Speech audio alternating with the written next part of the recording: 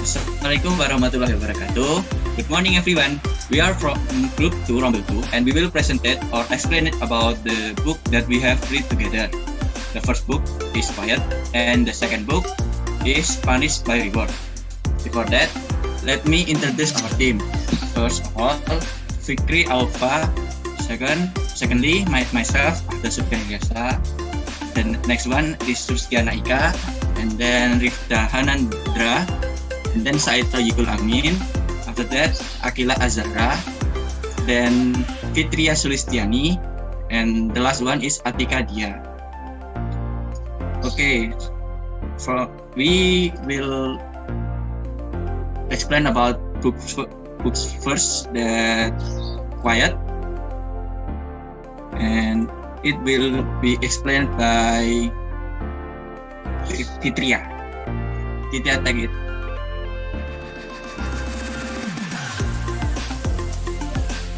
Chapter 1: The Rise of the Mighty Legible Below. How Extroversion Become the Cultural Ideal. In this chapter 1, the author tells about Dale Carnegie, a good-natured but insecure high school student named Dale. Skinny, unathletic, and fretful, Dale is the son of a morally upright but perpetually bankrupt pig farmer. One day, a Chautauqua speaker comes to town. This particular speaker captivates the young Dale with his congrats to rich tale. Once he'd been a lonely farm boy with a big future, but he developed a charismatic speaking style and took the stage at Chautauqua. A few years later, Dale is again impressed by the value of public speaking. Dale observes that the students who win campus speaking contests are seen as leaders, and he resolved to be one of them. He signs up for every contest and goes home at night to practice. Again and again he lost. Eventually, though his effort began to pay off, he transformed himself into a speaking champion and campus hero. Dale, last name is Carnegie, after a few grueling years selling for Armour and Company, he set up shop as a public speaking teacher. But the class is an overnight sensation, and Carnegie goes on to found the Dale Carnegie Institute, dedicated to helping businessmen root out the very insecurities that had held him back as a young man. In 1913, he published his first book. The book is Public Speaking and Influencing Men in Business. Carnegie's metamorphosis from farm boy to salesman to public speaking icon is also the story of the rise of the extrovert ideal.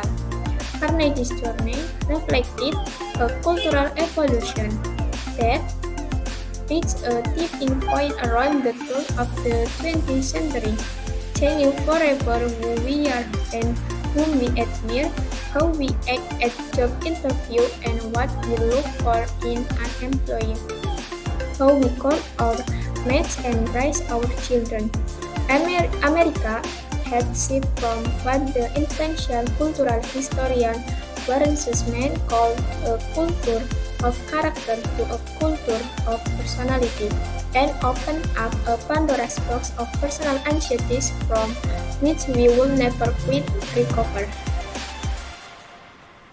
In the culture of character, the ideal self was serious, disciplined, and honorable. What counted was not so much the impression one made in public as how one behaved in private.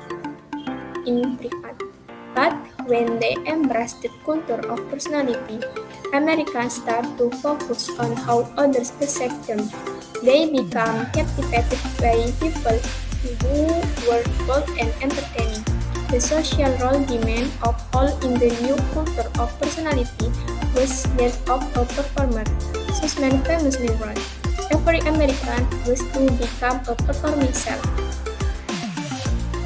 One of the most powerful lens through which to view the transformation from character to personality is the self-help tradition in which Dale Carnegie played such a prominent role. But by 1920, popular self-help which had changed their focus from inner virtue to outer charm. This is the beginning of a reputation for personality, but with the advent of the culture of personality, the value of formality began to crumble for women and men alike. But now here was the need to hyper self-assure more apparent than in a new concept in psychology called the inferiority complex or IC. The IC, as it became known in the popular press, was developed in the 1920s by a Finnish psychologist named Alfred Adler to describe feeling of inadequacy and their consequence. Do you feel insecure? Include the cover of Adler's best-selling book, Understanding Human Nature. Are you faint-hearted? Are you submissive? Adler explained that all infants and small children feel inferior, living as they do in a world of adult and older siblings. In the normal process of growing up, they learn to direct this feeling into pursuing their goals. But if things go away as they mature, they might be saddled with the dread IC, a grave liability in an increasingly competitive society. The idea of wrapping their social anxieties in the neat package of a psychological complex applied to many Americans. The inferiority complex became an all-purpose explanation for problems in many areas of life, ranging from love to parenting to career. The extrovert ideal is not a modern invention. Extroversion is in our DNA, literally, according to some psychologists, that they pass on their traits to their children and their children's children. As personality traits are genetically transmitted, writes the psychologist Knut Olson. Perhaps the best way to take the measure of the 21st century culture of personality is to return to the self-help arena. Today, a full century after Dale Carnegie launched that first public speaking workshop at the YMCA, his best-selling book, How to Win Friends and Influence People, is a staple of Harvard Bookself and business bestseller list. The Dale Carnegie Institute still offers updated version of Carnegie's original class, and the ability to communicate fluidly remains a core feature of the curriculum. Dale's parents had high moral standards. They want their son to pursue a career in religion or education, not sales. It seems unlikely that they would have approved of a self-improvement technique called truth or lie, or for that matter, of Carnegie's best-selling advice on how to get people to admire you and do your bidding. How to Win Friends and Influence People is full of chapters titled like Making People Glad to Do What You Want and How to Make People Like You Instantly, all of which raise the question, how did we go from character to personality without realizing that we had sacrificed something meaningful along the way? That's all for me from chapter 1. Maybe continue to is chapter 2 will explain by my friend.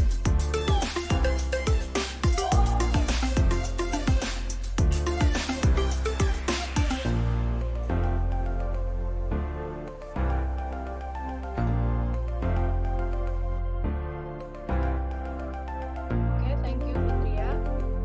Now we will jump to the chapter 2, the myth of charismatic leadership, the culture of personality 100 years later. For the first section is titled Salesmanship as a Business by Tony Robbins. Tony Robbins is known as the king of self-help, life coaching, and a businessman of the day. He often holds a seminar called Unleash the Power Within. In this seminar, he introduces some of his techniques and theory in order to give an understanding about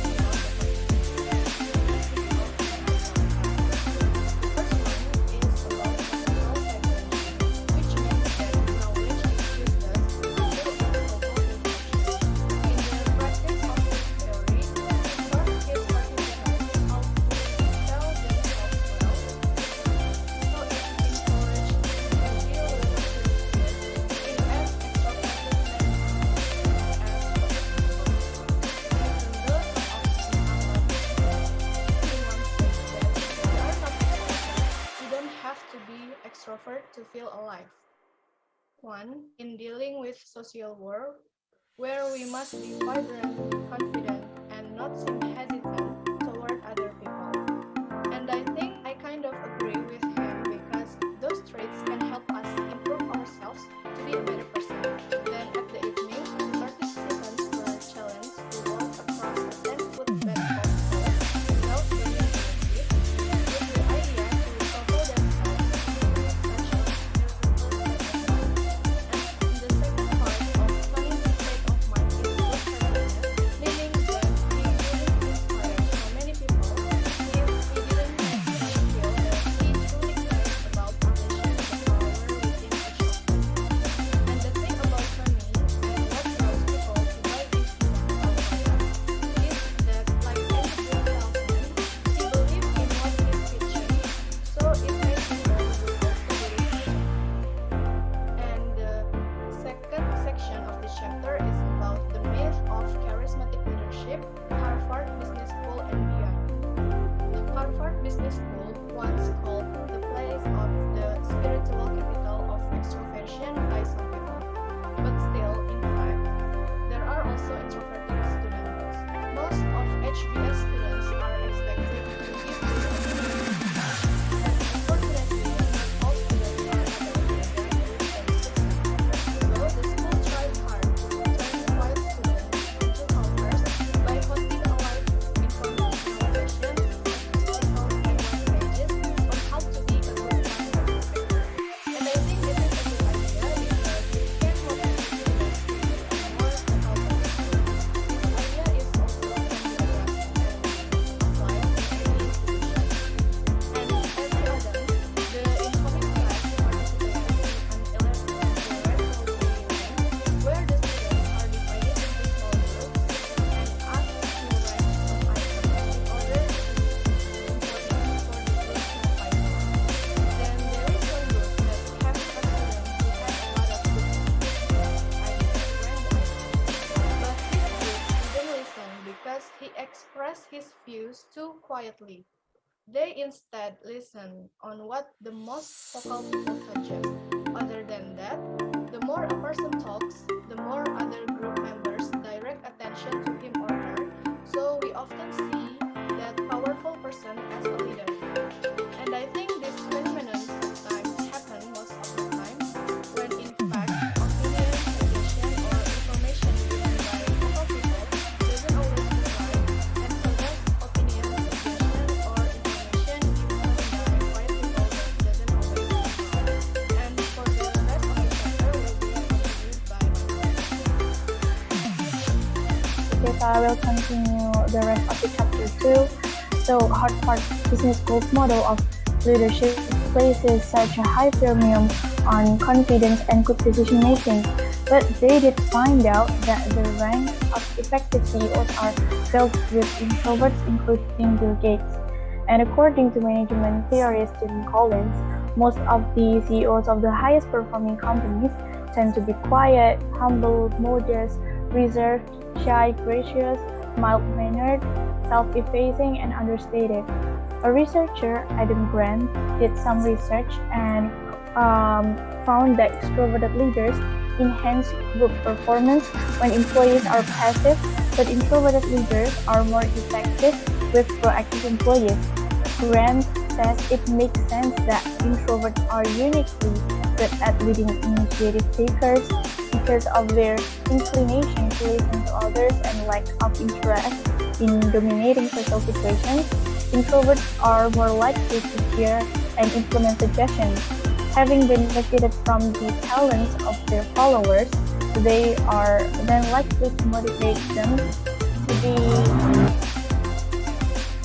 even more proactive.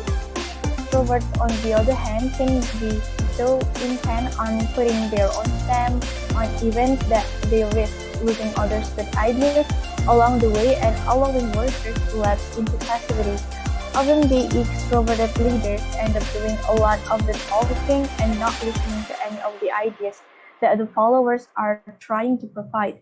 But with their natural ability to inspire, extroverted leaders are better at getting results from more passive workers. So I personally feel that a lot of people see introverts as a weakness. Both extrovert and introverted leaders are good, but they of course have their own characteristics and they do best in different situations. In conclusion, we cannot underestimate introverted people. So the next chapter, the chapter 2 is going to be explained by my friend.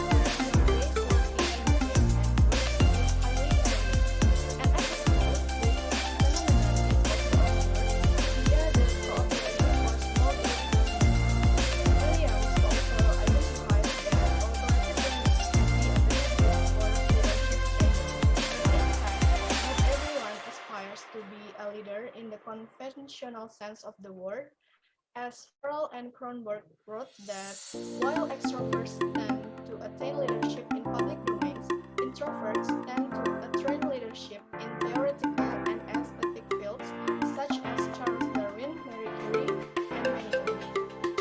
Then a research psychologist, Eric Kohn, and his team did an experiment by comparing three groups of expert finalists at the Elite Academy in West Berlin in order to answer this question: how do extraordinary achievers get to be so great at what they are doing? After that, they found a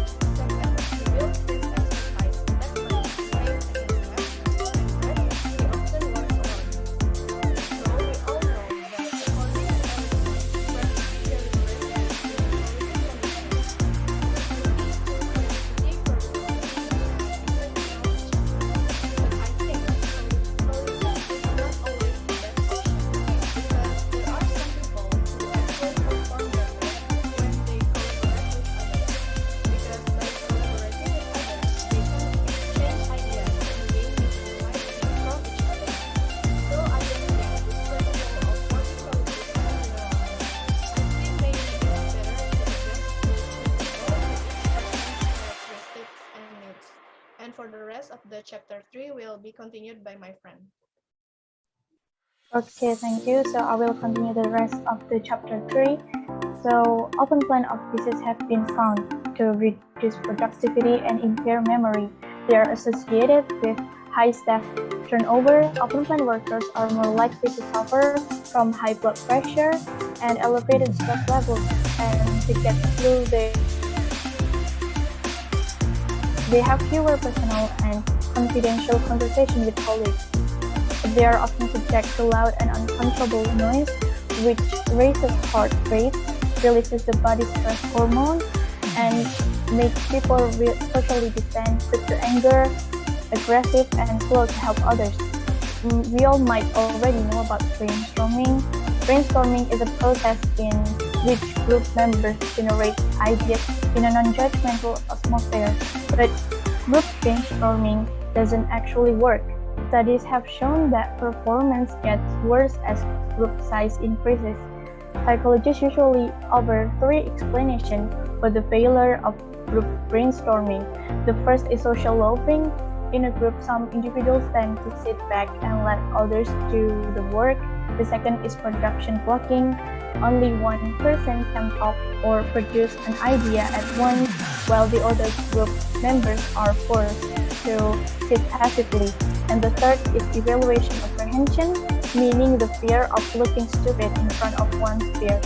At last, the writer suggesting not to stop collaborating face-to-face, but refine the way we do it.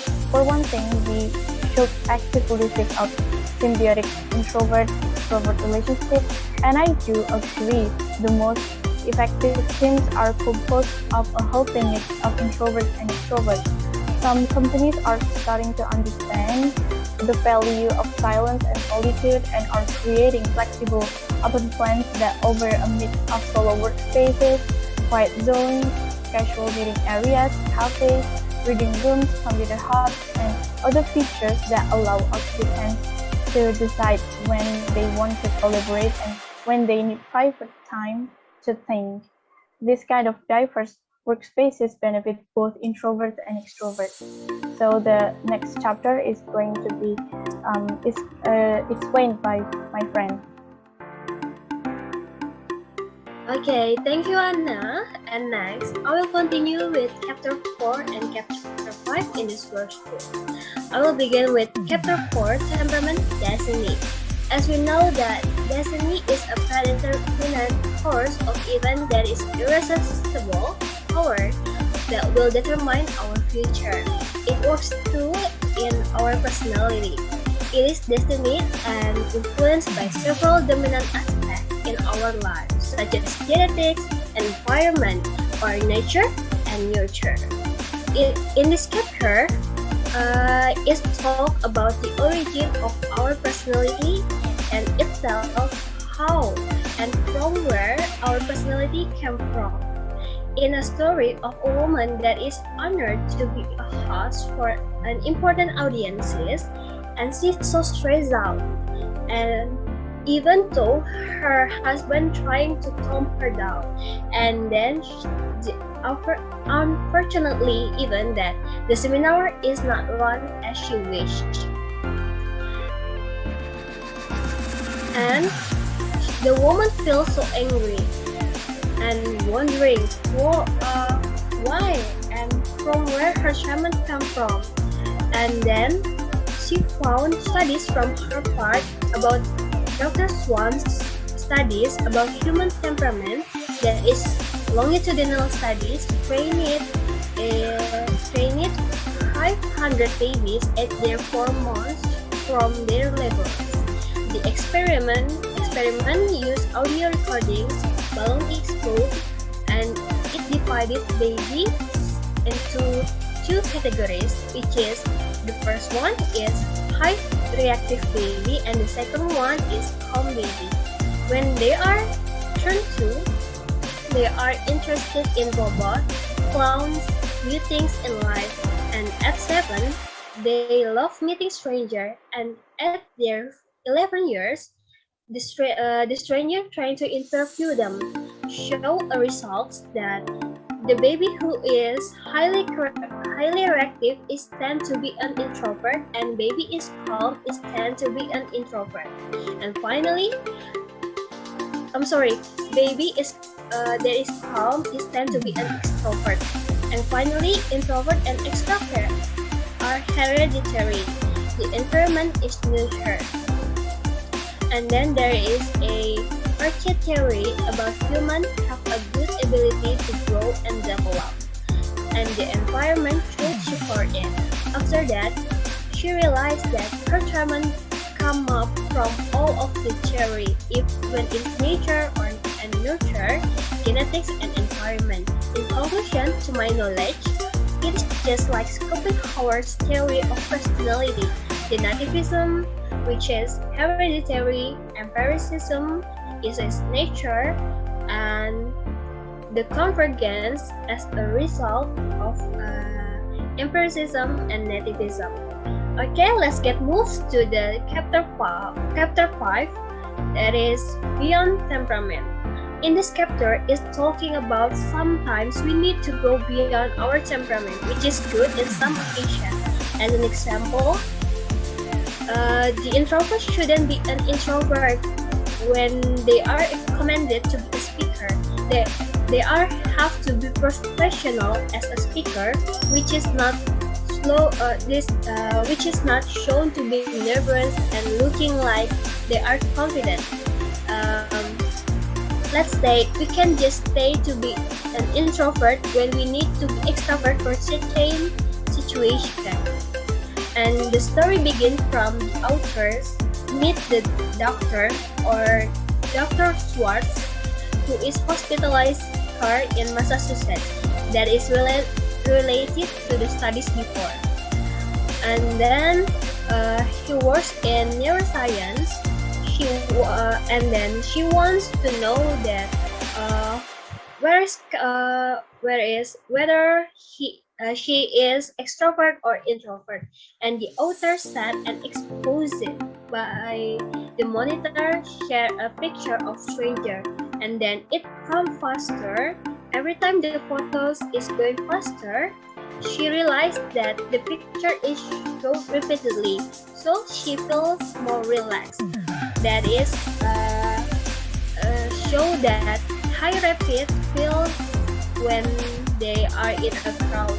Footage shows that the two categories, which is high reactive and low reactive personality, is just like a rubber band that is can stretch to the upper point. When we understand, we can set up our life in an optimal environment, our social life and our sweet spots. So we get more satisfied, confident, and comfortable. Even though our genetics plays an important role for our personality, sometimes we need to go beyond temperament, go out from our comfort zone. Okay, and that's all from me. Perhaps we can jump to the next chapter that will be explained by our colleagues. Thank you. Okay, I will continue to chapter 6 is about Franklin was a politician, but Eleanor spoke out of conscience. Okay, Easter Sunday 1939, Lincoln Memorial, Marian Anderson, one of the most extraordinary singers of her generation, and it would be without Eleanor Roosevelt.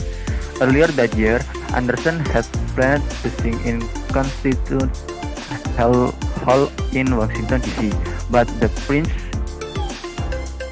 princess of the American Revolution, who owned the hall, turned it down because of her race. Eleanor Roosevelt, whose family fought in the Revolution, resigned from Dhiya, helping arrange for Anderson to sing at the Lincoln Memorial. For Roosevelt, who seemed constitutionally incapable of turning away from other people's problems, such acts of social consciousness were nothing unusual, but others appreciate how extraordinary they are. This was something unique. Recalls African American civil rights leader James Farmer of the bold established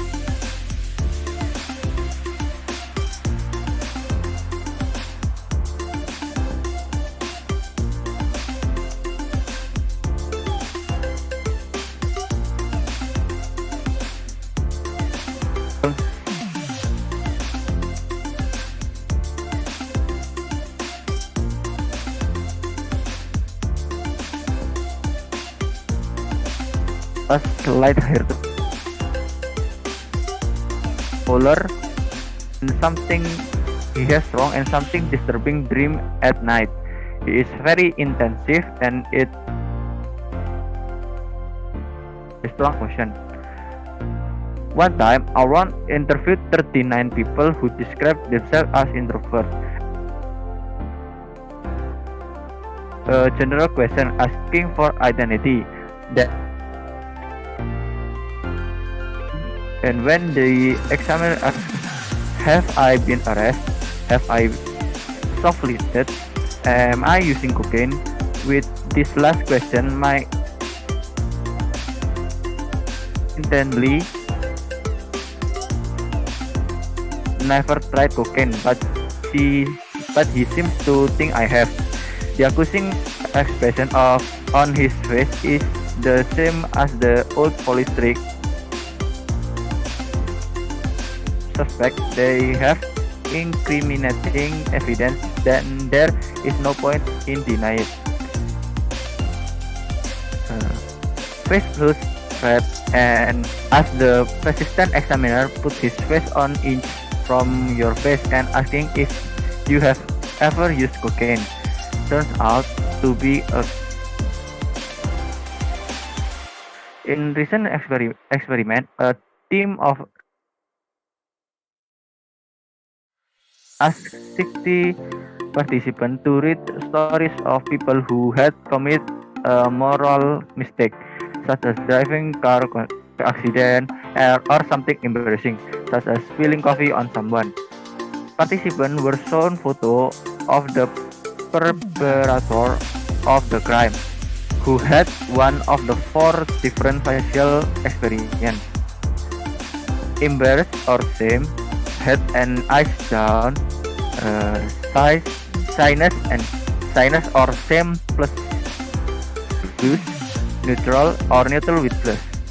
They were then asked to rate how sympathetic and trustworthy of the offenders were. Elaine Aron believed that high sensitivity is not chosen by itself, but rather the carefully reflective style that tends to go with it. The sensitive and reactive type will reflect a strategy of observing carefully before acting. He wrote, those avoiding danger, failure, and waste energy, which requires a special nervous system to observe and detect subtle things. This is a bet on the sure thing or see before you jump strategy. In contrast, the active strategy or other type is to be first without complete information and with the risk that come with it. Attack the distance string strategy because early bird catches the worm and opportunity knocks only once. That's from me, and I will give it to Said. Okay, thank you, Adya. I will continue explain a little chapter 6. Okay, given the commitment, extrovert have more sexual partner than introvert that are more likely to commit adultery and divorce, which is not good for either children. Extrovert exercise less, however, introvert experience fewer accident and traumatic injuries.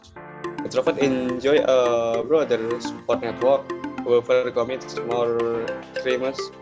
This was also realized by Young. In short story, in one experience, Richard Tipu a neurobiologist at Cornell University, administered amphetamine that activates the dopamine system to a group of introvert and extrovert, and found that extrovert had a stronger response. Another study found that extroverts who won gambling games had more activity in price-sensitive areas of their brains than introverts won. Okay, next, chapter 7. By contrast, introvert have a small response in the reward system. In short, introvert just don't buzz as easily in some ways. Extroverts are lucky. They have buzz like campaigns, double quality, so jobs in difficult become easy to handle. Buzz is an excited and enthusiastic feeling. Campaign double quality means the buzz always spark his spirit, but buzz has considerable downside. An explosive and uncontrollable buzz can cause us to ignore warning signs we should be eating.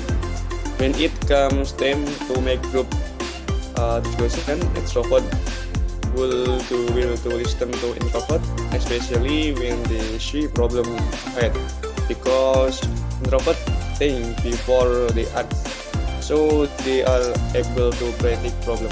According to progress dopamine between introvert and extrovert, several studies answer this question implicitly. Kelompok School of Management Professor Camelia Kohn has found that the variation of dopamine regulates associate with a particularly thrill-seeking version of extroversion, strong predictor of financial risk taking. When faced with a low probability of winning, people with a low dopamine in variant then to be rise, of course.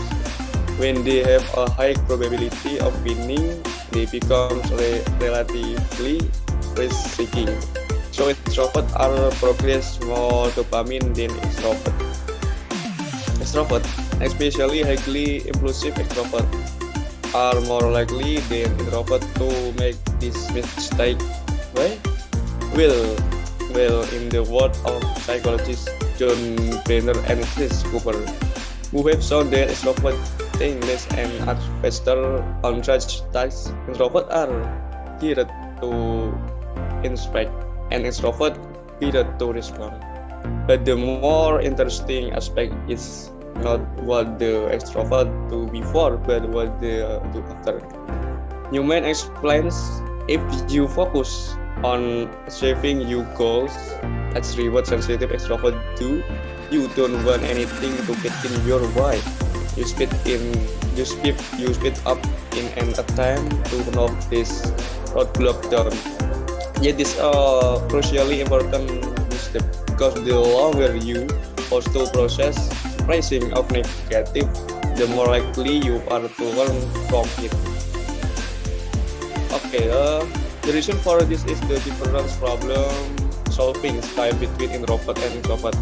The first, introvert will excel with tasks that involve a lot of information and are done under time or social pressure. Will introvert will excel if the tasks require deep reasoning. Second, the extrovert perspective and task complete in goal-oriented, will extrovert will monitor how the task is progressing. The third, extrovert tend to act quickly and dirty in problem solving.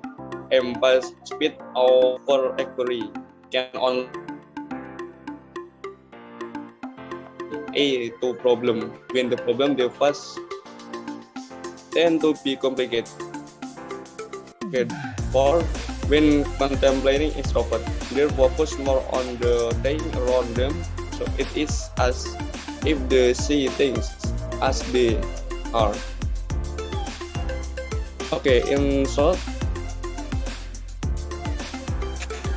So stay true to your own nature. If you like to do things in a slow and steady way, don't let others make you feel as if you have to rest.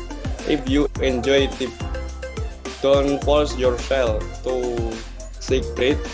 If you prefer single tasking to multitasking, stick to your guns. Being relatively unmoved by rewards give you the incalculable power to go your own way. It's up to you to use that independence to good effect. Of course, that is always easy. I suggest to extrovert, sometimes into a small introvert.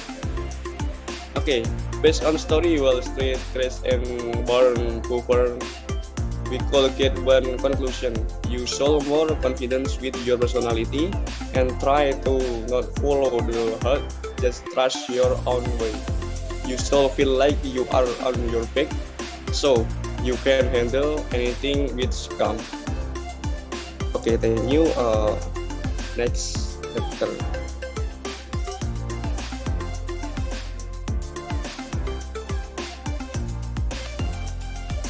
Okay, next is chapter 8. It is soft power, part 1. My great China, from China, likes to be a good student and listen to the teacher. His quiet nature comes from his parents.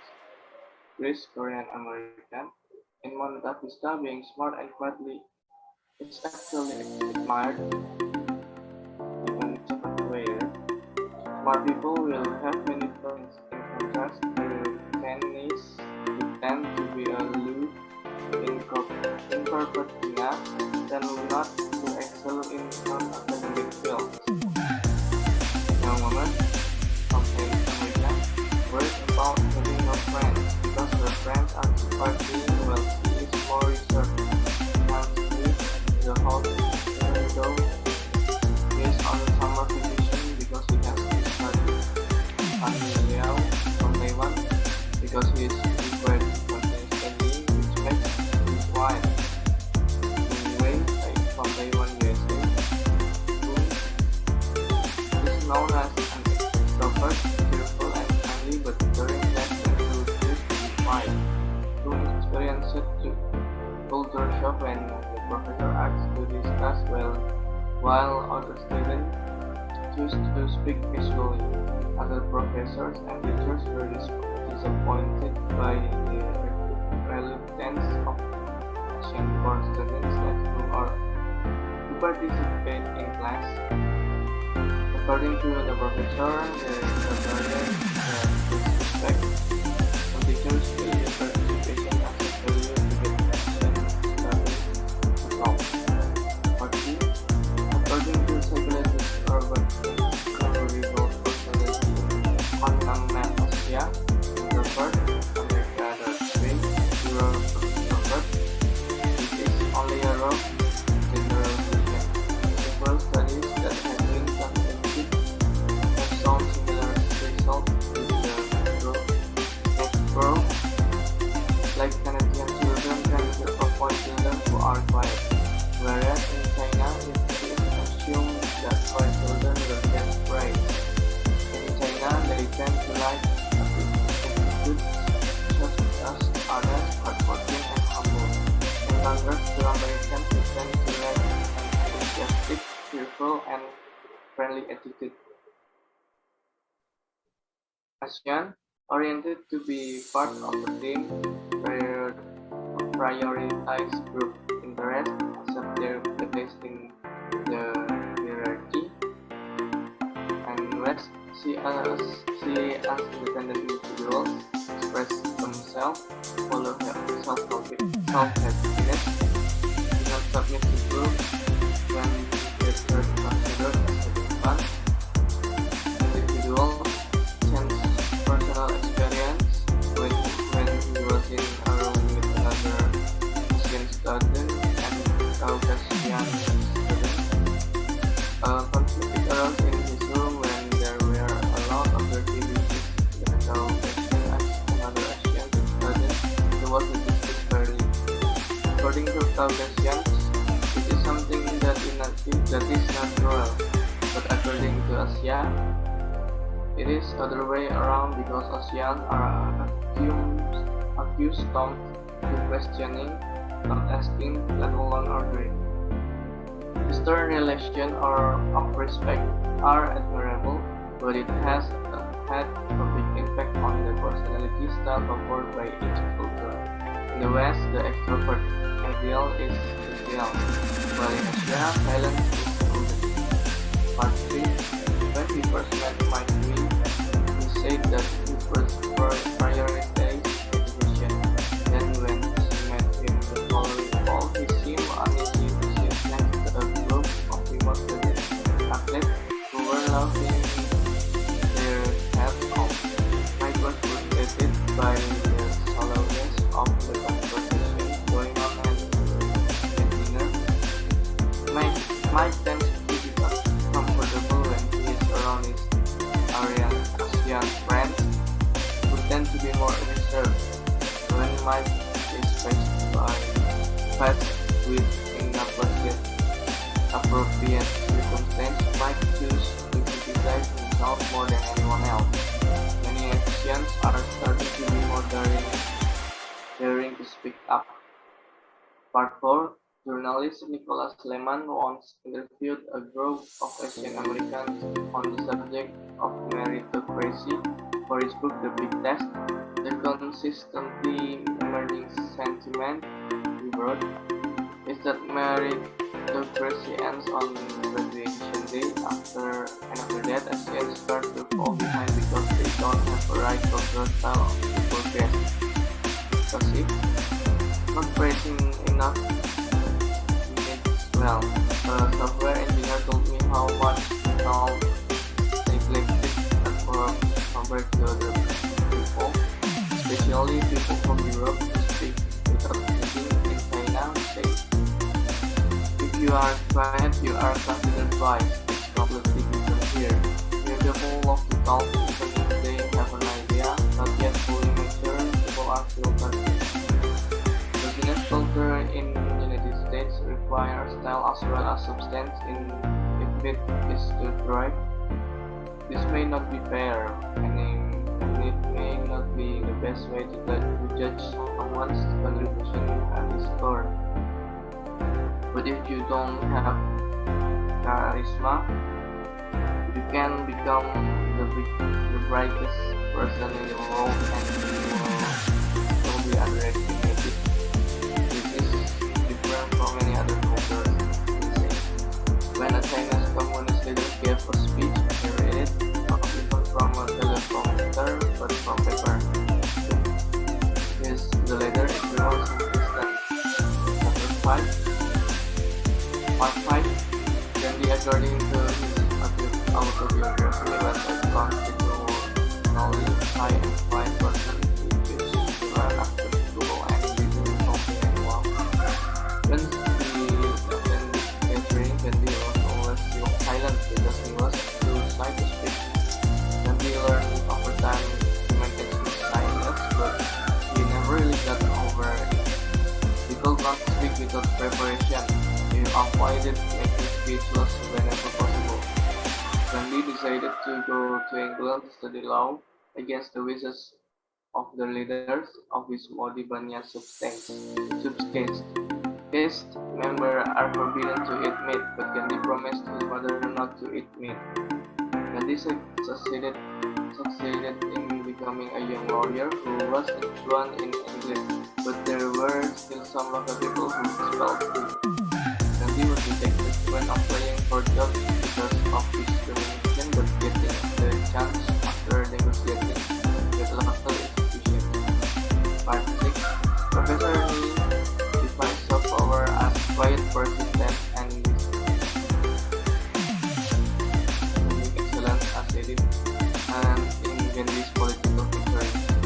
Asian countries such as Korea, Singapore, Taiwan always top the list when the TIMSS or Translating International Mathematics and Science Study exam is standardized math and and science exam given every 4 years to children around the world. The persistence shown by many Asians and Asian Americans is not limited to mathematics and science. A few years after my first trip to Cupertino, I met the familiar far more improved students who their friends were highly proud of their love of reading.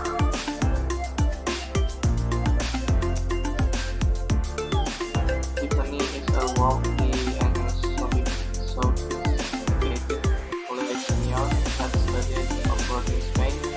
Tiffany is on her way to fulfill her dream of becoming a journalist.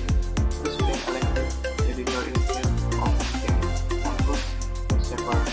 She still describes herself as shy, but she has become more comfortable with politics. Tiffany believes that her staying with her as homemade has helped her become editor-in-chief. For Tiffany, soft power means she likes listening attentively, talking through notes, and doing in-depth research on her interview subjects before meeting them in person. Next, chapter 9. The title is When Should You Act More Extroverted Than You Really Are. At parties, he bears on the quiet conversation as soon as he can or excuse himself for a breath of fresh air. When he's forced to spend too much time out and about it, or in any situation involving conflict, he can literally become ill.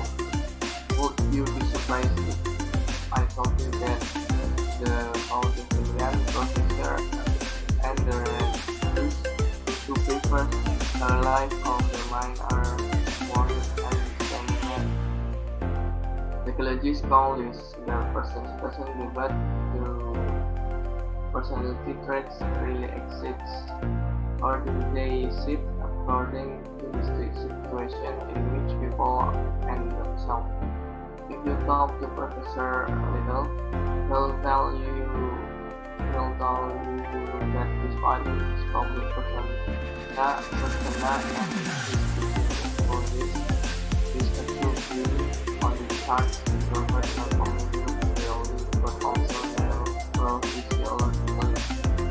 He took the lemon juice test I described in chapter 4 and validated right on view. This will seem to place him squarely on the person side of the debate. Little believes that will be exist, that they shape our lives in profound ways, that they are based on psychological mechanisms, and that they are relatively stable across a lifespan. The situationists feel first to comment in 1968 when the psychological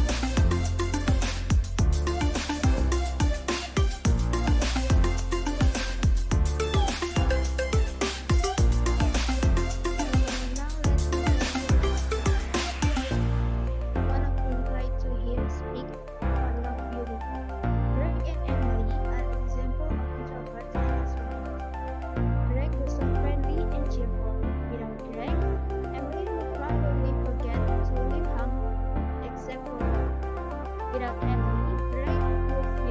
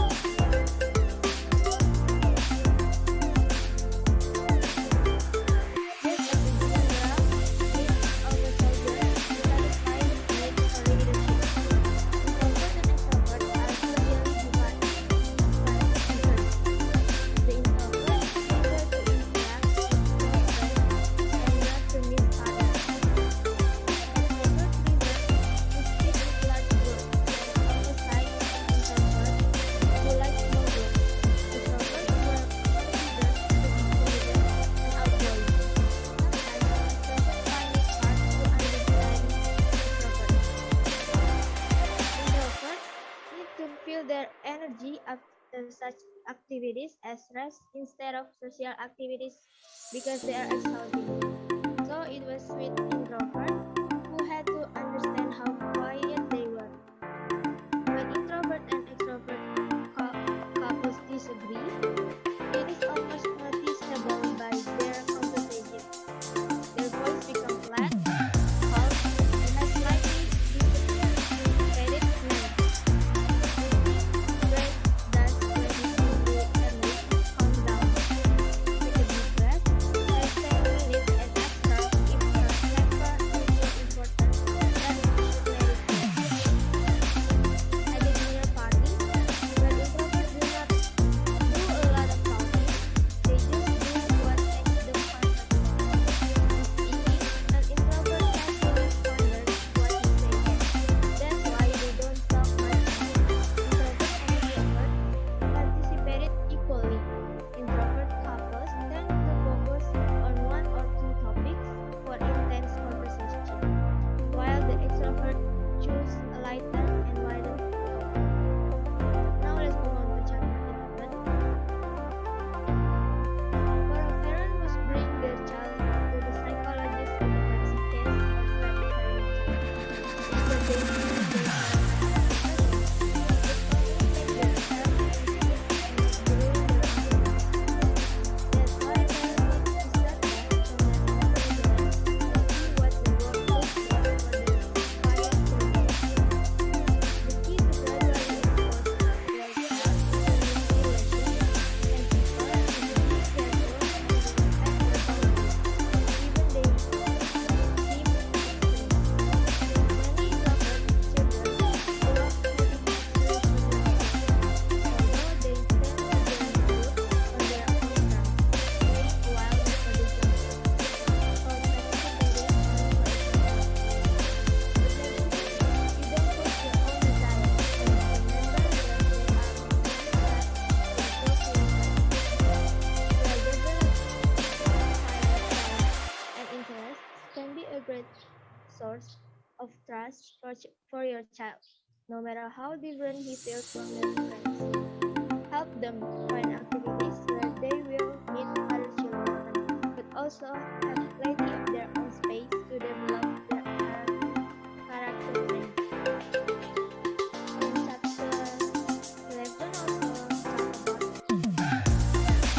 environment is necessary for an introvert. Because one don't think of introverts as characters as something that needs to be here. These characters just need help to interact with other people. They have different ways of interacting. We are divided into two characters, namely introvert and extrovert. Each individual will have a dominant trait. Where initially the introvert nature will appear first dominant. Introverts have one or two deep talents, which their peers rarely have. Sometimes they are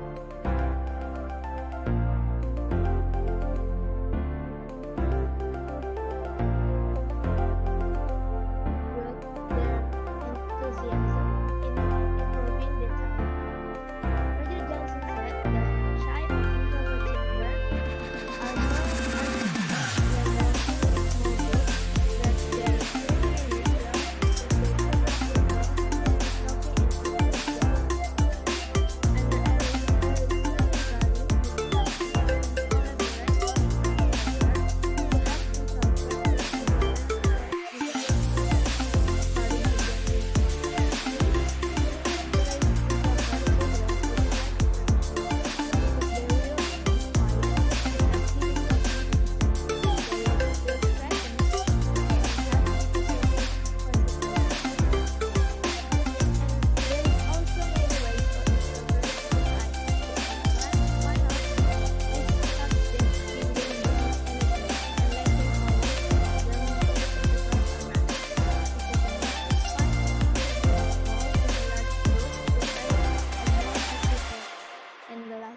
encourage your child to take initiative and take responsibility for taking notes, drawing, or whatever is the most interesting.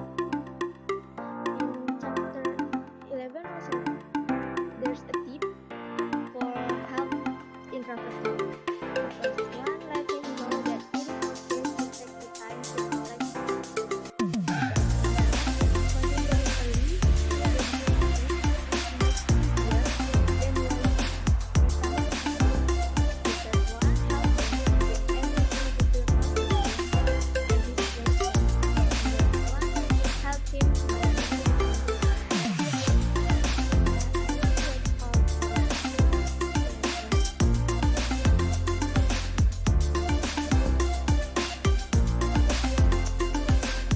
Okay, that's the result of our discussion about book 1.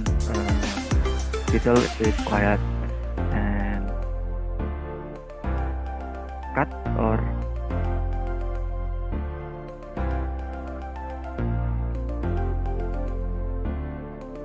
Next, we will review about the second book. The second book is about Punished by Reward, and Aqilah is the first reviewer. Aqilah, take it. Okay, thank you Ahda for your opportunity. In this book, Skinnerian box the legacy of behaviorism. In this first chapter is mostly talking about the critics of behavior, an idea, influential idea, sometimes makes us impressed and somehow makes us afraid, just like behaviorism will of course do this and you will get that. And by the author's perspective, behaviorism tends to focus on a thing that we got. Nah, this concept actually is very familiar with a reinforcement and punishment, response and stimulus. And the author feels like there's something wrong with behaviorism concept, that is, the first one is the way of using a reward. Nah, the author thinks it's not the way the world works. We already know that the Pavlovian and Skinnerian theory that stimulated dogs and rats for their experiments. So, if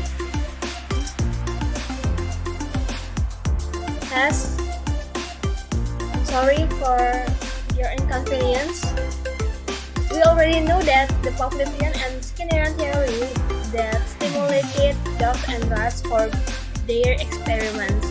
So if in classical we control the stimulus in before to get certain response, in operant we control the stimuli in after or we call it rewards to get certain acts or behavior. In these books, the author is more concerned to the second theory, operant conditioning. He begins with sarcastically introducing Skinner and his theory. He began with sarcastically Skinnerian with the man who did a research with rat and pigeon as a subject, and then write about human based on the research. The author said that most of us would question this theory more serious, but Skinner was not most of us. And the second one is bring in the reinforcement. Actually, there's not much I can tell from this section, but the main thing is the author tell us about how people, especially Americans, apply this theory in their daily life activities, even for negative things like manipulation others with rewards. And the third one is behind the appeal of behaviorism. In this section, the author explained why behaviorism is really appealing. The author gives some example from economic, education, job, and the other areas. Now, what I get from this section is that a concept of do this and you will get that looks natural and easier to do. For example, teachers should make their students be motivated. In order to reach it, a teacher must have problem solving in a class management skill, which is hard to get. But at the end, teacher use rewards, which is easier to change students' behavior. And let's get moved to the chapter 2. And in this chapter, is the reward important? Just like a pop behaviorism do, aside from the rightness of giving a reward, some people believe that we need to give a reward in hope that People will do just like what we expect, but at the other side, reward will remove the value in our life. We will talk about this topic in this chapter. And the belief that the fair reward distribution will make a perspective of a fair world. Social psychologists found out that some people believe that this world is unfair, just like a kid that had just watched film about Nazi. They said that the Jews deserve a punishment even they are not wrong at all. The summary, there are two premises. The first one is deserving people will be rewarded, and deserving people should be rewarded. In theory, this premise can be different, but practically not. We need some issues happen just like we expected, and however, life is unfair. Well, in this book, the author will explain his point of view about how unhumanistically the pop behavioristics is, and the reasons behind it. The first one, treating people like a pet. Behaviorism modification mostly take from rats or pigeon, and authors think that it's not apple to apple comparison, but between human and animal, it's totally different because we have a different communication and we have emotional and feelings too. Example, the parents who said "good girl" to their daughter after do something good feels like the correct answer is woof woof for an animal. Well, we all know that human can reflect on the reward. We can develop complicated expectation, and also we have our own opinion. We are not as simple as do this and you will get that. Some words just fit an animal but not for a human. We are treated like a passive organism that is unacceptable because as a human, we have our own natural curiosity about ourselves and the environment around, and about problem solving, about skill and common sense. A new complexity that we get from learning as a human, we have a capability to reach the mount.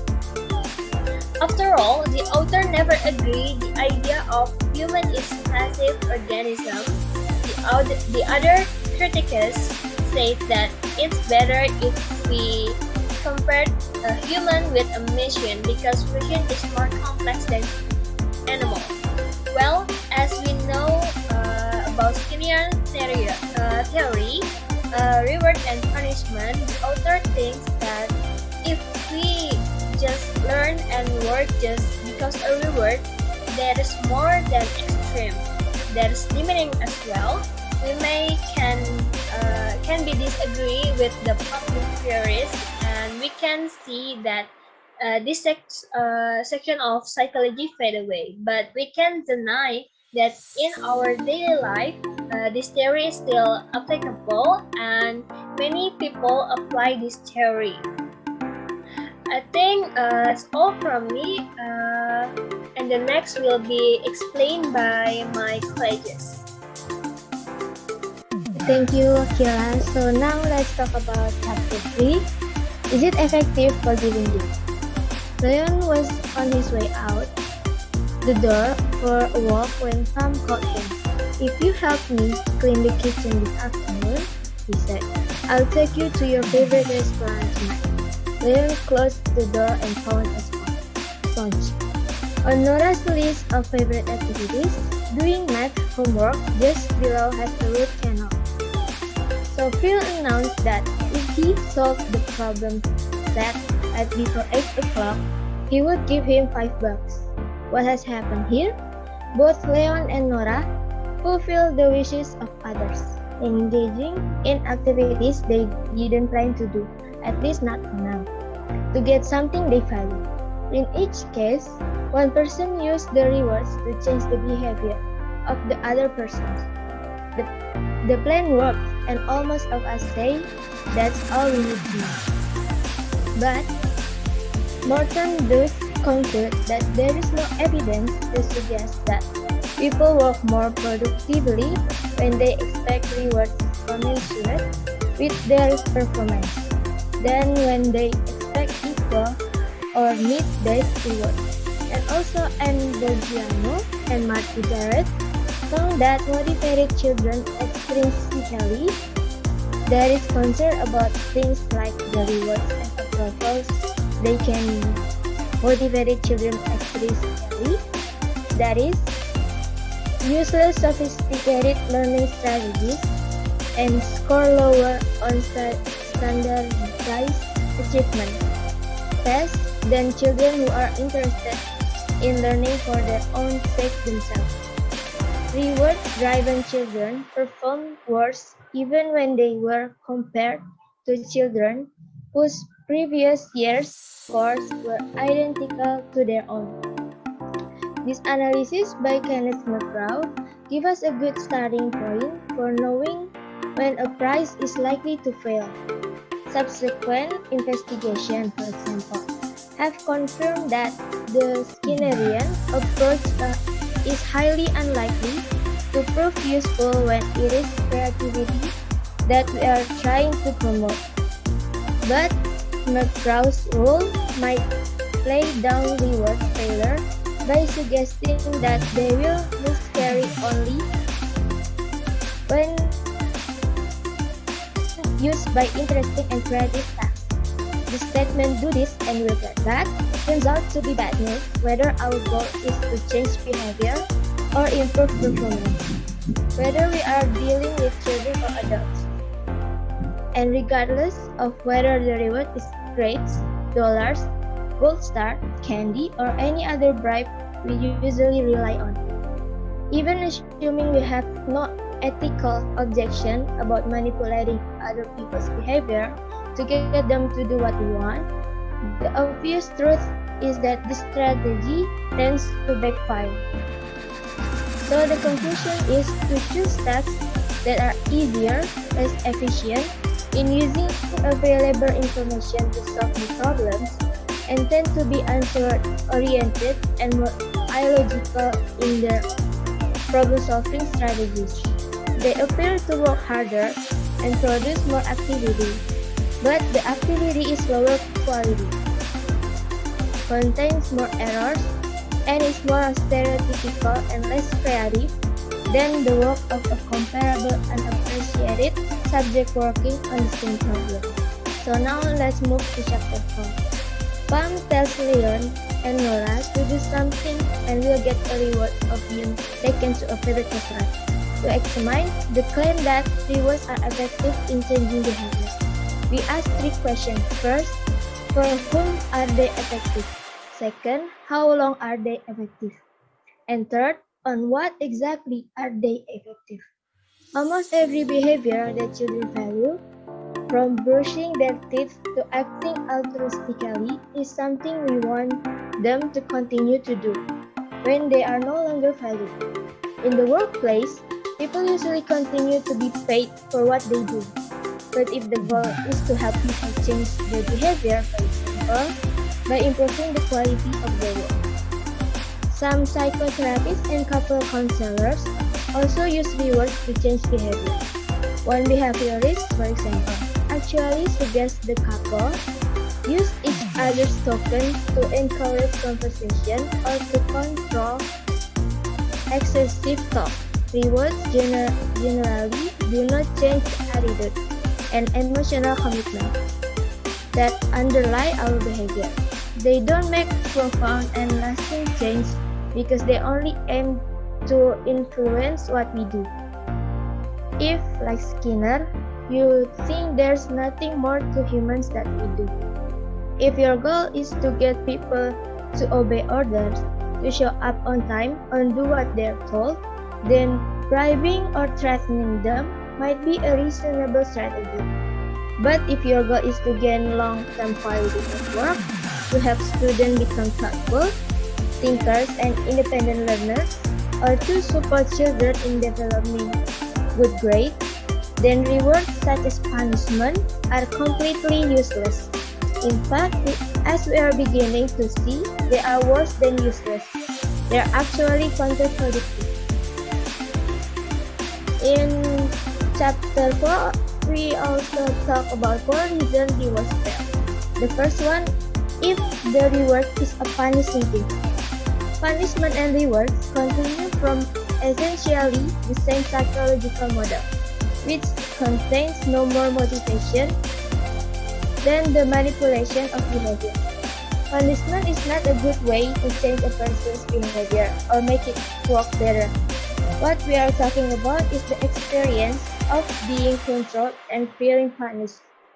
These are problematic realities in their own right, and they also become barriers to work or studying efficiently. The second one, if the reward is a breakup reward. The main point here is that whether people are not offered an immediate incentive to wish each other pain, the fact that they have been let to see themselves working or studying for something means that they are less likely to feel good about being dumped on someone else and to lay their heads down together. The third one, if the rewards ignoring reason. Too many managers use rewards as substitute for what workers really need: useful feedback, social support, and room for self-determination. Hanging on to bonuses may be easy, but it hinders managers' ability to fulfill their true responsibility. And the last one, if the rewards prevent risk-taking. Rewards can sometimes increase the likelihood that we will act the way someone wants us to act. But they do something else at the same time that many of us fail to recognize. They change the way we engage in certain behaviors. To begin with, when we are rewards-driven, our focus is usually narrower than when no reward is involved. We are less likely. That's all from chapter 4. Now let's move on to chapter 5. Okay, thank you, Atiqah. I will explain about the chapter 5 and chapter 6. The first is chapter 5. The chapter 5 cutting the interest rate if recent reward style. In chapter 5, there are several subdiscussions.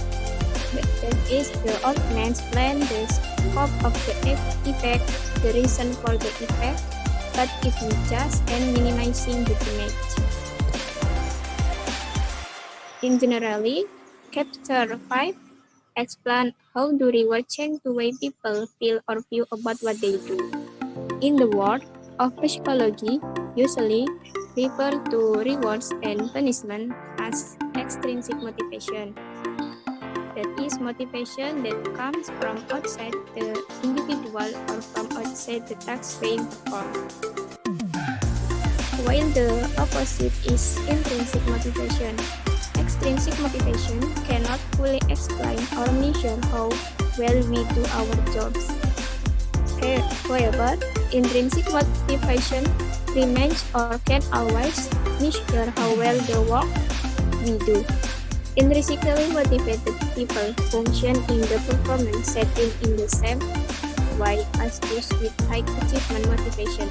They pursue optimal challenge, display greater innovation, and tend to perform better under challenging conditions.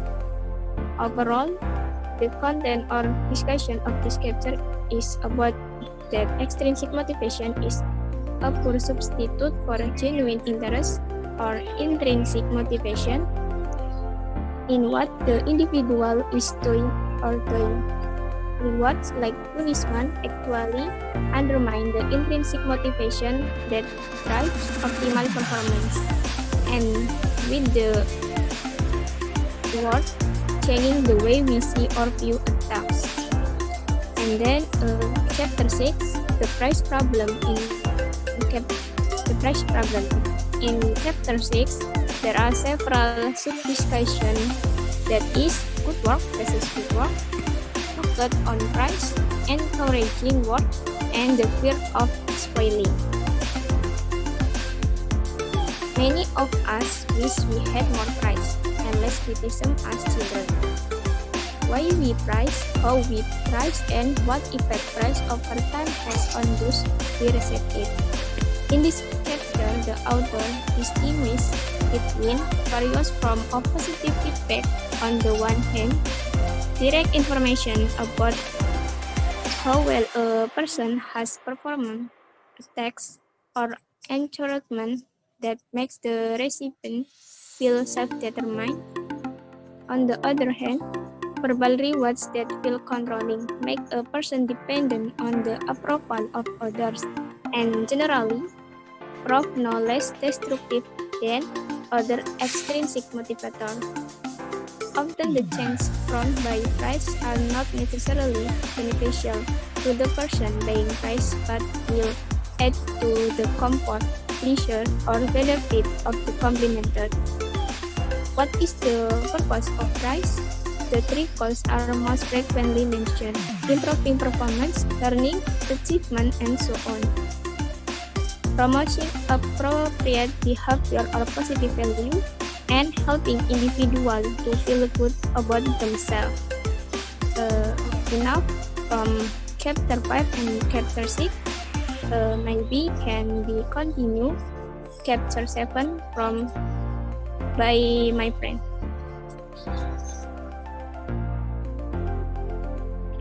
Okay, I will continue.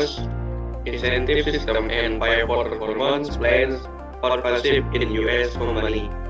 The evidence further suggests that extrinsic motivators in the workplace are not only effective but often positively counterproductive. The most familiar reason proposed to explain the failure deal with relatively mere issues that have applied only to specific incentive program. Okay, next. Incentive prevail. The vast majority of corporations utilize some sort of program whose purpose is to motivate employees by tying by or other form of compensation to one or another index of performance. Typical handbook on compensation method officially states that to pay correctly is to pay in relation to performance. Some companies provide reward of payment to employees who do a job right or Rombel and from an academic ontology on incentive. The more closely pay is tied to performance, the more powerful its motivational effect. Such assessment does not need to be defined or full because it is proven to be true. Plenty of articles to judge that, and they are often published under a listing title. Why incentive plan file? How to growing motivation file? And so on. Even researchers who have documented the utter failure of such programs assure us that of course, merit by is desirable in principle. The incentive system is still in question today. Many initiatives of the corporate will still seem to identify with the belief that the placement refer to collectively and daily acts. People basically don't like to work and therefore need to be controlled. Therefore, they will be promised a reward if they do something or do a job. If view is consistent with the behavior doctrine that motivate is a function of external reinforcement. On the one hand, and with the practice of paying performance on the other, Tom Peter was quite correct when he summed up the sound wisdom of follow. Get the incentive right and politically will follow. Unfortunately, the system is not suitable because there is a delay in behavior, so that a suitable system is dependent on reward.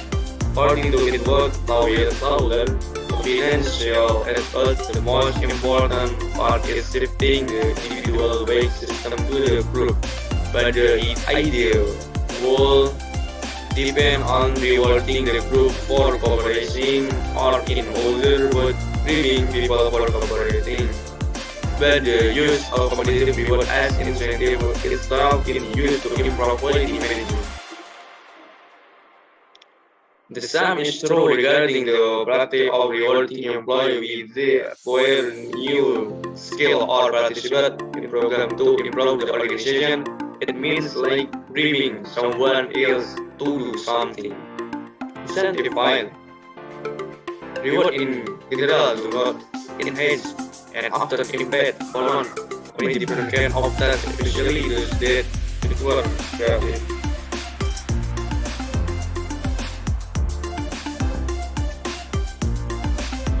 Okay, consider the countries typically Siti as competitor of the United States, Japan, and Germany to take two of the most successful federally used incentive or other behavior tactic to induce people to do a better job. These are not only debunk the idea that it's a human nature to be motivated by extrinsic reward, but also call into question the unfairness of such reward, given that this nation appear to be doing reasonably well.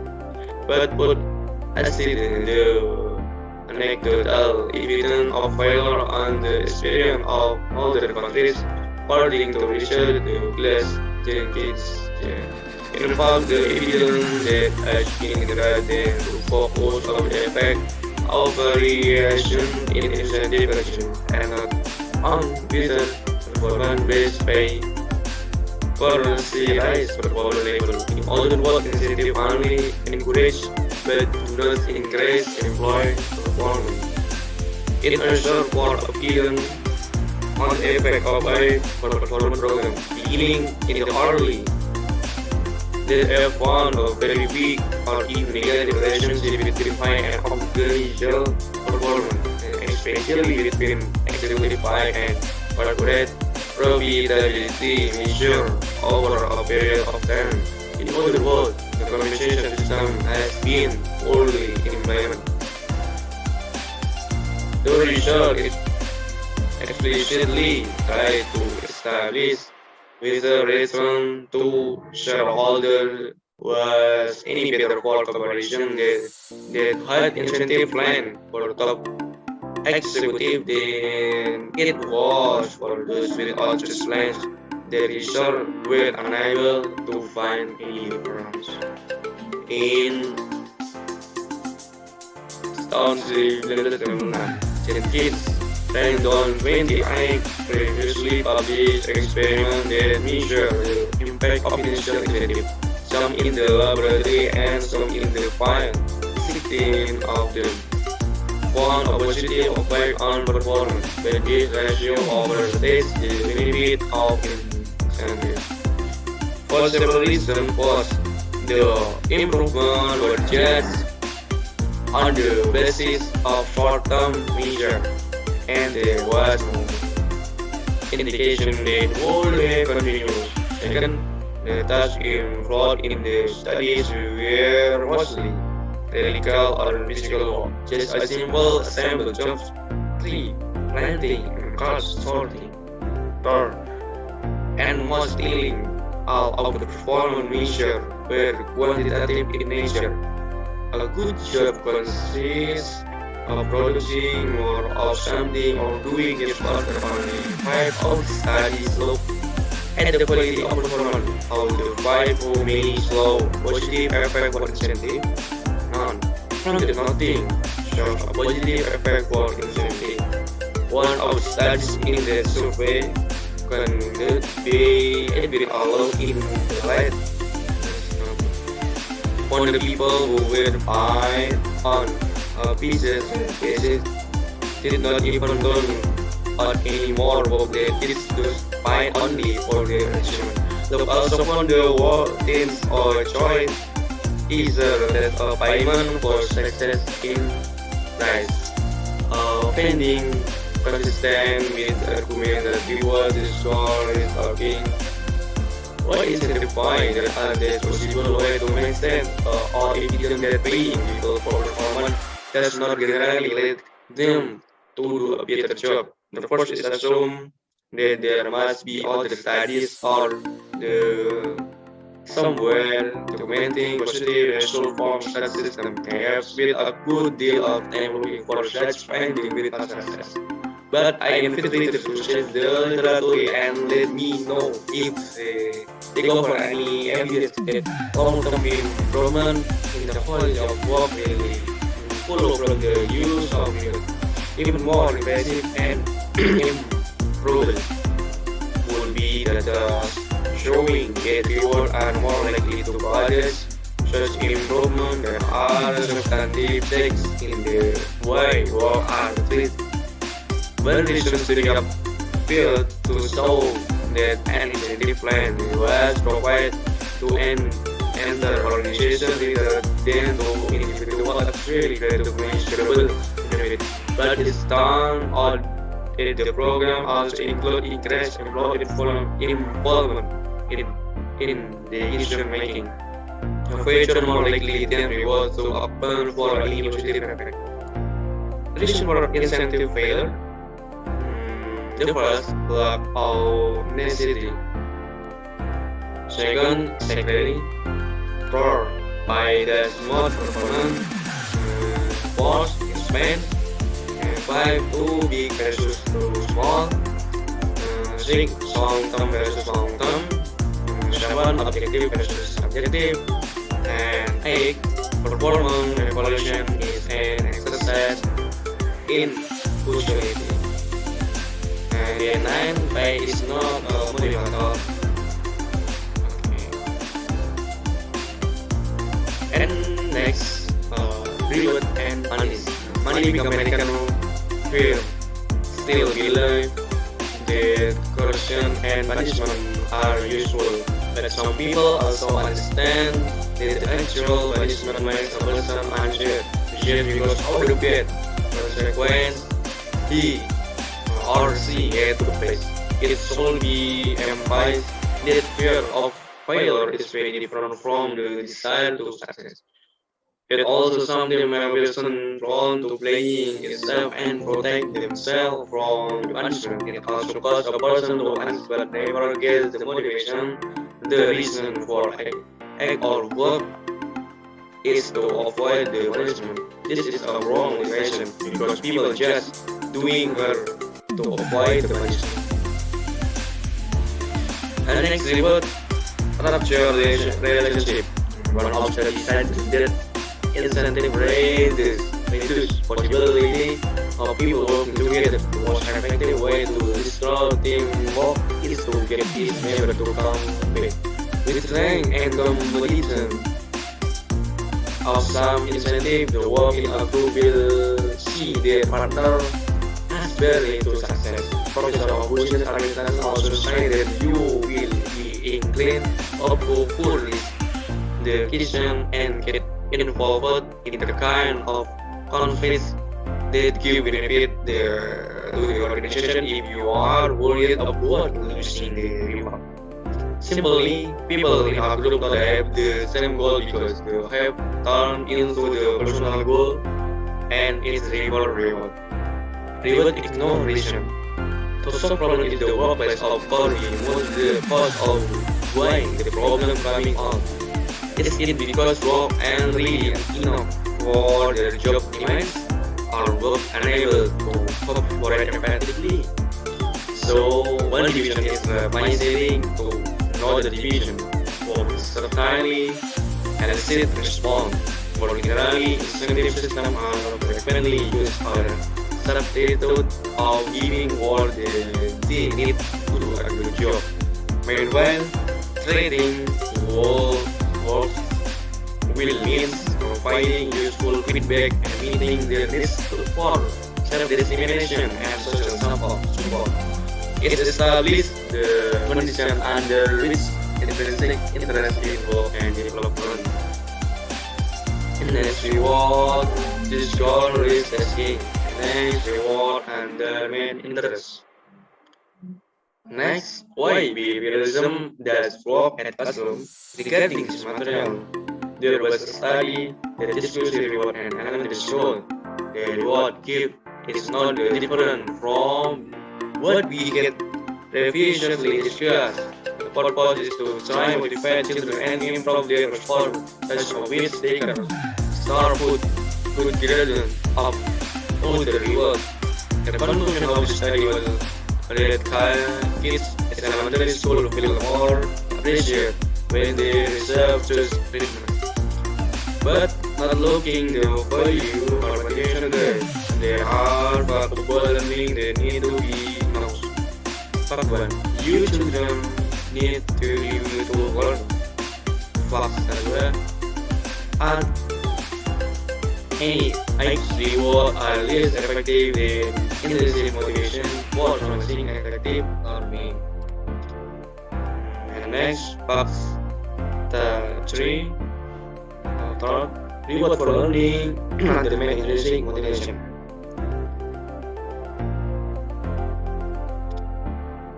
Okay, next. American firms still believe that coercion and punishment are useful, but some people also understand that the actual punishment makes a person anxious.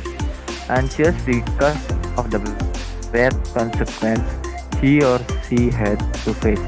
It should be implied that fear of failure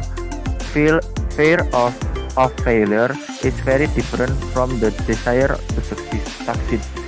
It also sometimes makes person prone to playing it safe and protect themselves from the punishment. That reward rupture relationship. One of the studies suggests that incentives reduce possibility of people working together. The most efficient way to destroy teamwork is to get its members to compete. With rank and competition of some incentive, the work in group will see their partner as a barrier to succeed. After that, reward ignore reason. To solve problem in the workplace, of course, we must know the cause or why this problem coming out. Is it because workers aren't ready enough for their job demands? Are workers unable to compare effectively? So one division is replicating the two other division work. This certainly allocates a response. That reward discourage risk taking. Most people would think about what they get when doing a job, which is what makes persons the tendency to drop the risk of or project the possibility. It can be said that reward is decrease a person's creativity. Why? Because a person inclined to choose an easy way to perform maximize his or her chance of reach reward quickly. After that, reward undermine interest. Edward Deci published a paper indicating that honoring those involved in task would tend to weaken their intrinsic motivation in doing so. In other words, intrinsic motivation more control of a person into action. The reward leaves people less interest in the work they do because the real motivation is reward. Then we going to chapter 8, why behaviorism doesn't work at classroom. Regarding this material, there was a study that discussed reward on elementary school. The reward is not that different from what we had previously discussed. The purpose is try to motivate the children. By not looking the values or motivational drive, there are facts about learning that needs to be known. Fact 1 is young children that don't need to reward to learn. The desire to learn in children is growing naturally. There is no need to be coerced into giving reward. This willingness to learn is influenced by the environment. Fact 2, At any age, reward are less effective than intrinsic motivation for promoting effective learning. For this second fact, it's quite simple. Just as an adult who loves his job, he will always do his best for his job no matter how much incentive he gets. And so with children, they will become optimum students when they love and directly drawn to what they learn. Fact 3. Reward for learning undermine intrinsic motivation. This has been explained in previous discussion, but I'm going to do a little revisiting. So Skinner method of using reinforcement to bring out behavior is been enough to help children learn. Children are motivated to learn because of reward, not from their own volition.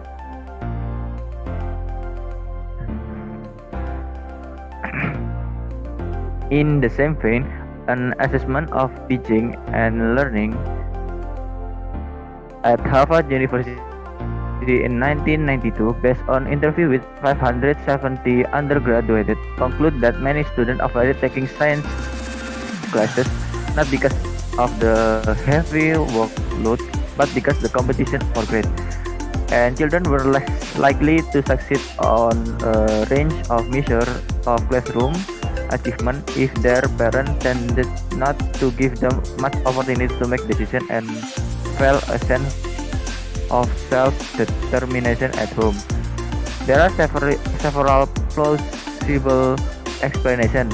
First, some teachers cannot imagine how else they could do their job, particularly when they must work with children whose behavior is difficult to deal with, or for what matter, when they simply have too many children in one room. Secondly, it takes more time to bring students in on the process of making decisions, and many teachers already felt there are not enough hours to do what has to be done. And thirdly, as a former teacher who found himself relying on grades to motivate students, when teachers feel measured by superior, they tend to become more controlling with their students. As a teacher and as a student, other artificial learning incentives are no less a control technique than power action. However, reward can reduce the prospect of effective learning because rewards direct students to concentrate on how do I do. In the authors think that it is possible to uncover two distinctions that performance orientation has unfavorable consequences. The first one is a person who pays attention to how well he does has his self-concept at stake. His self-image as intelligent or competent is jeopardized by the risk of failing meet certain performance standard. And secondly, the more student is focused on how well is doing, the less will be absorbed in the text because absorbing facilitates learning. To think about whatever what someone has done is good, it can be discussed with other but about the quality of his work and can use as an evaluation, keeping children focused on their performance.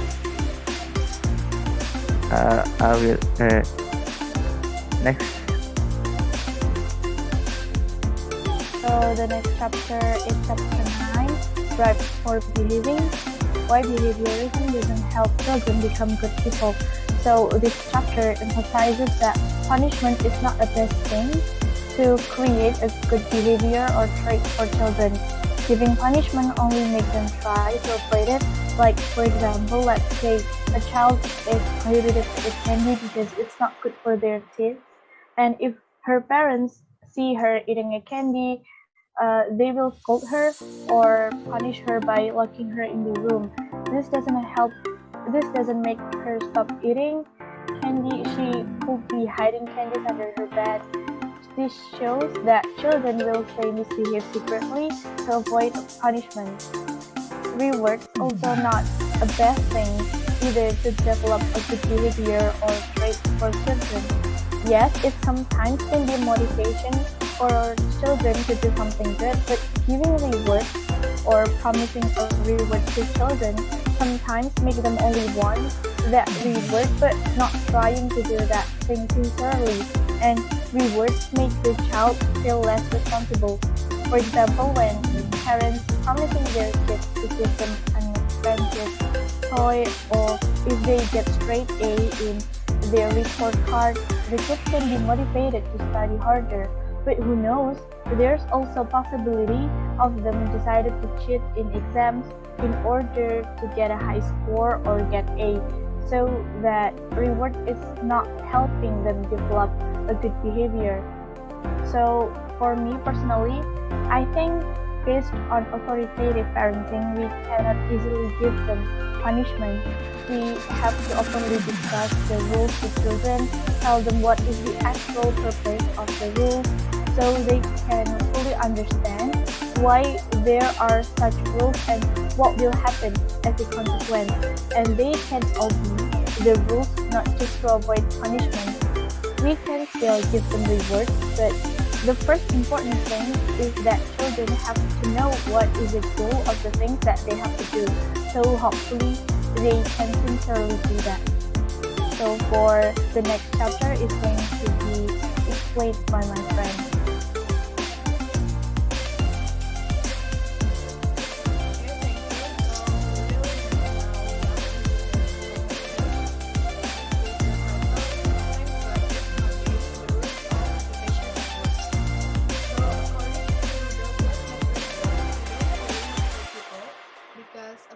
Desire to do something is simply cannot be forced. Instead, we're just setting up a certain conditions that will maximize the probability for them developing an interest in what they are doing. And I kind of agree with this statement because the one who knows the best for us is ourselves. So no one can treat us as well as ourselves. And the chapter will offer a summary of what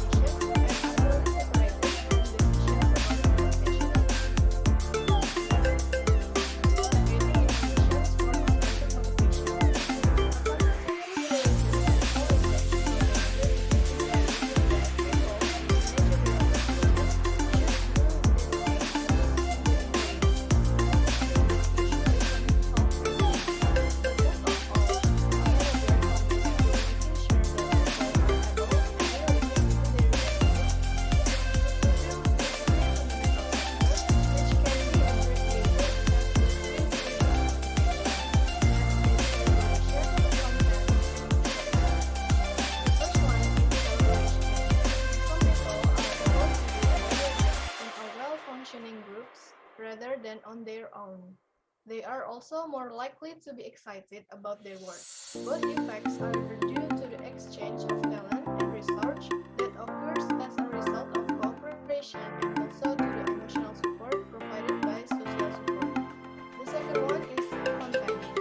Herzberg once says that if one people motivated to do a good work, we give them a good motivation is tightly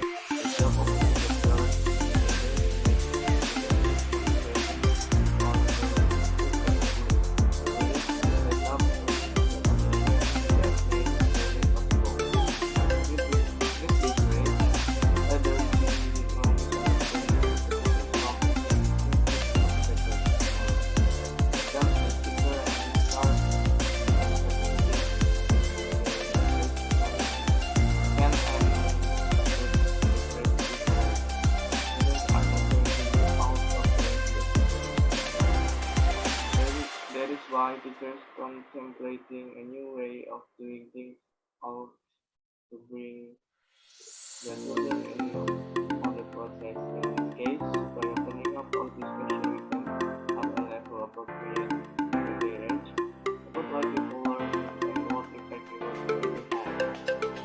Finally, if students have spent years being told that they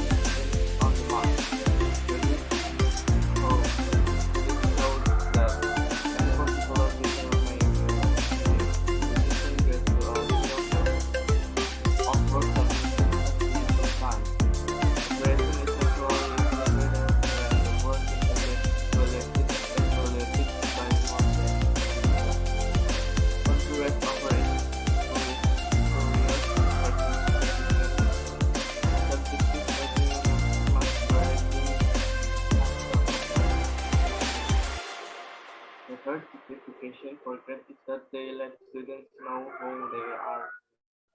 In fact, one study suggests that the destructive impact of grades is not mitigated by the addition of a comment. The implication is that comments should be placed further than personal grades. Students want to know where they stand, then grades cannot provide them with the problem is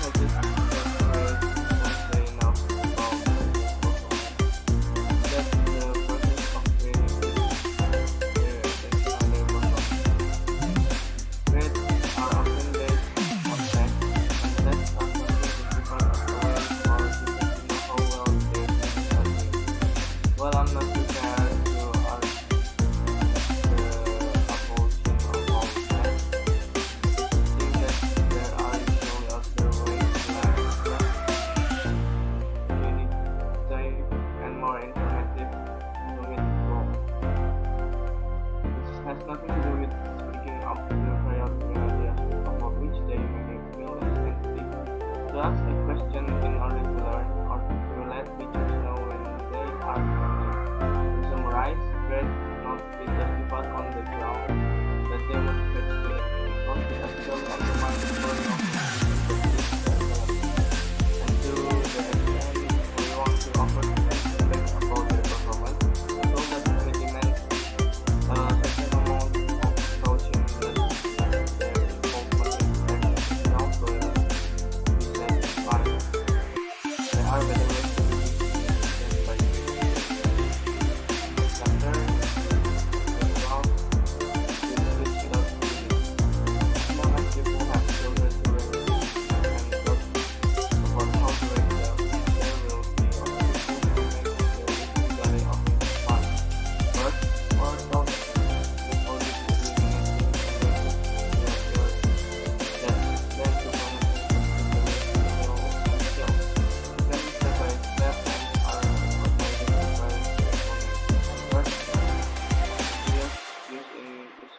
punishment or consequences, and our reward positive reinforcement. Positive reinforcement. Someone who chooses to focus on stopping bad behavior is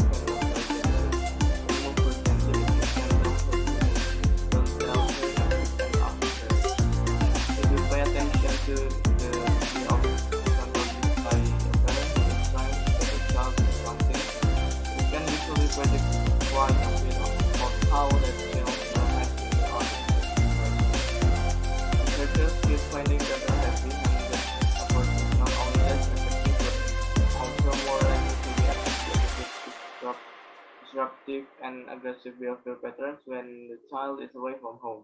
Moreover, we see ourselves as administering an elemental sort of the justice, having broken a rule. The child must now be punished. Ultimately, our need to punish or dread of not punishing is predicated to a specific theory of human nature. Moreover, working together to solve problem offers a possible opinion, statement of first time. Experience and research teach us that troublesome behavior is when children are punished, that underlying problems are not solved, that the values are modeled. An atmosphere of respect rather than coercion, a commitment towards the children indicating the capacity of behave well, a willingness to be sure that what has gone wrong and to fix it together. That adds up to an approach that is only nicer but far more likely to criticize the result. The fact of the matter is that everything we know about the utility of punishment doesn't serve to end up because the child behavior punishing a child for doing the complete action is no more sensible than punishing her for a few. One could argue it makes even less sense because the stakes are higher. The demonstration to finish punish through after 8% when the punishment becomes gradually more sensible to become more effective. Solving problems. Returns of the three C's. Parents may feel this way even more accurately than managers or teachers because they know other areas to think about or they feel no other like that between parents and child. The few parents try to assault disobedience by wondering whether they should rethink what it was they told the child to do. My purpose here is not to convince those who think a parent has the right to expect unquestioning of their obedience to any command, but to remind anyone else that dealing with a child misbehavior starts with a serious question about our expectations and During kids, children are more likely to grow into caring people if they know they themselves care about. Children feel safe, they can take risks, trust them, make mistakes, learn to trust their feelings, and grow. If they are taken seriously, they can respect others, if they emotional risk or affect. They have the luxury of being able to live with other people, deprived of these things, however, they might face their life psychological growth. Researchers have found that people who parent tendencies reason with them when they were children, rather than punish them or otherwise demand simple obedience, were more likely to act altruistically and voluntary and become informed political activities. The use of instruction methods are based class matters, but more than other that's more legal on part of the one experiment demonstrated that anything and everything of the world beyond a complex but it is the extent of how we grow are very important. When children are encouraged and helped to engage in activities, they are well on the way to transfer the learn to adopt other levels of abuse, which is imagination that on one else is one way to account for much of the behavior we find troublesome from littering to mother. Perspective taking, moreover, can provide a way of exploring virtually any book or movie. Children can be asked to after to another character, we were taught to highlight another point of view. Engage in role playing or otherwise imagination or audition. Each is their team project activity has been designed to help member companies and to others really points of view, more exercises of discipline and satisfied how that purpose by leaders. So for me, we're back to moderator. Okay, that's all from our group. We apologize if there any mistake or if there any mistake while we pronounce or anything. I hope this review will give us encouragement to get more confidence to speaking in English. Thank you so much for your attention. See you next time. Wassalamualaikum warahmatullahi wabarakatuh.